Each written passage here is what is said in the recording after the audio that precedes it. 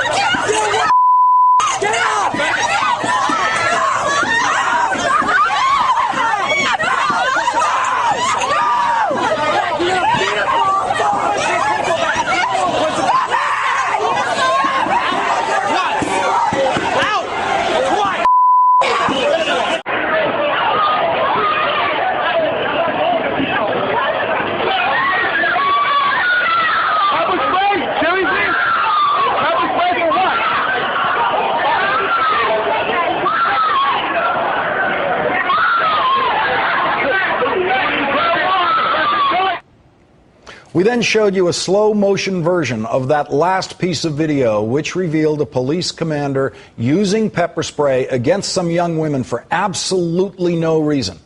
We now have video shot from another angle immediately after that first pepper spray attack. Get out of here. Let's go. Get out.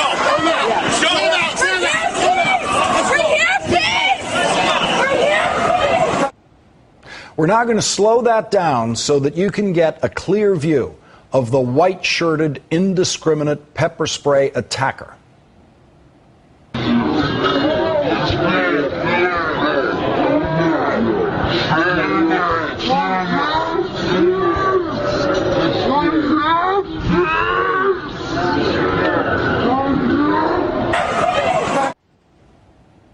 We now know his name and rank. The New York Times has confirmed that the out-of-control officer is the high-ranking Deputy Inspector Anthony Bologna. Since our program Monday night, much has changed in the life of Inspector Bologna.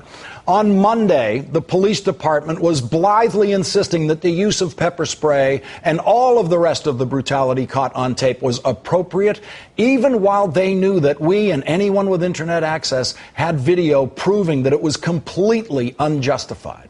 City Councilman Peter Vallone, the chairman of the City Council's Public Safety Committee, watched the video and said the use of pepper spray, quote, didn't look good. Councilman Vallone also explained, if no prior verbal command was given and disobeyed, then the use of spray in that instance is completely inappropriate. The police department's patrol guide states that pepper spray can be used, quote, when a member reasonably believes it is necessary to effect an arrest of a resisting suspect.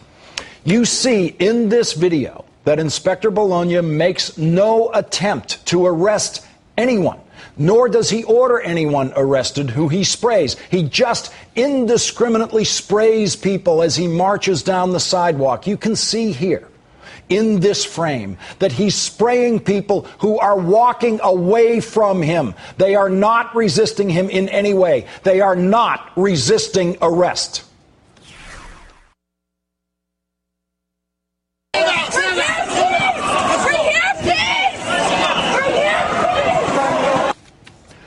No video has surfaced anywhere that shows from any angle any provocation or justification for the use of this pepper spray. This story has managed to stay alive in the local media exclusively because of this incriminating video. The New York Times has been busy asking all of the right questions about it, and today the police department has finally stopped saying that the pepper spray was used sparingly and appropriately. That was their words, sparingly and appropriately. In fact, Police Commissioner Raymond Kelly today announced that the Internal Affairs Bureau will investigate Inspector Bologna's use of the pepper spray. And Commissioner Kelly, whose department had been publicly defending the use of the pepper spray, admitted, quote, "I don't know what precipitated that specific incident. I predicted this investigation on Monday. The department may be forced to conduct an investigation of the police conduct if police brutality complaints are filed, but police investigations of this sort are always a sham designed from the start to the finish to defend the police conduct." The head of Inspector Bologna's union blames the investigation on us.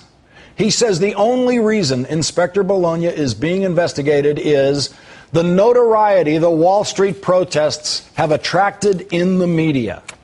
And he's absolutely right. The police get away with this kind of abuse in this country every day without being investigated because there is usually no video camera around to capture such routine abuse. Enough video was recorded of this incident to show that most police officers on the scene were not violent and did not overreact. Some of the video shows officers conducting themselves in the most honorable tradition of those who take the oath to serve and protect. And enough video of Deputy Inspector Anthony Bologna was recorded that the department, by day 4 of this controversy, could no longer completely protect him.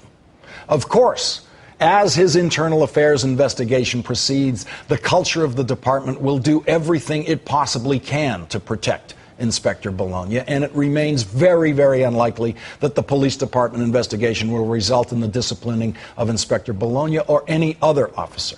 The spirit of these investigations is always a mix of investigation and instinctive institutional cover-up.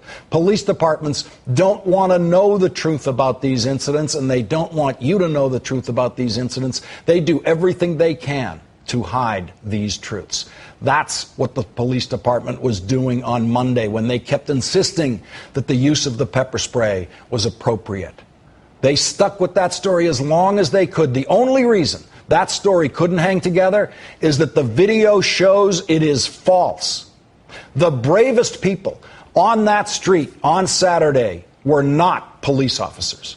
They were the people who pulled out their video cameras to record the truth. Many of them were beaten and arrested simply for exercising their legal right to press the record button on their video cameras.